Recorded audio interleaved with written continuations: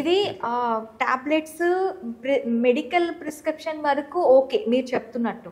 కొన్ని ఏ టూల్స్ ఎలా ఉంటున్నాయంటే మన హార్ట్ మానిటరింగ్ కానీ, మన షుగర్ అంటే బ్లడ్ షుగర్ మానిటరింగ్ కానీ ఇలాంటివి కూడా చేస్తున్నాయి. ఇవి ఎంతవరకు నమ్మచ్చు అంటారు? సో యూజువల్ ఇప్పుడు అట్లాంటివి ఏంటంటే ఆల్రెడీ డేటా అండి. ఫర్ ఎగ్జాంపుల్ ఇప్పుడు మీరు డయాబెటీస్ తీసుకోండి, రేంజెస్ బట్టి దాని యొక్క ఉంటుంది. అంటే ఈ రేంజ్లో ఉంటే మీరు ప్రీ డయాబెటిక్ అని సంథింగ్ అట్లా ఉంటాయి కదా. సో అదే ఆల్రెడీ డిఫైన్డ్ డేటా కాబట్టి దానికి ప్రాబ్లం ఉండదు.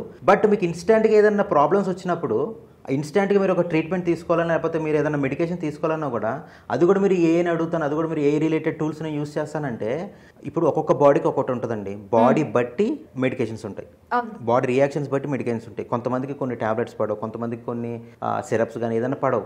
అదేంటంటే డాక్టర్ దగ్గరికి వెళ్ళి మాట్లాడితేనే అర్థమవుతుంది.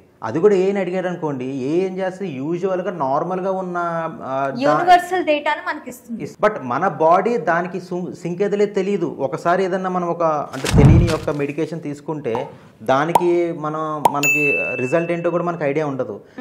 అదే అంటున్నా, ఏదన్నా సిచ్యువేషన్ బట్టి ఆ యొక్క సీరియస్నెస్ బట్టి ఏని ఎంతవరకు యూస్ చేయాలో అంతవరకు యూస్ చేసుకోవాలి.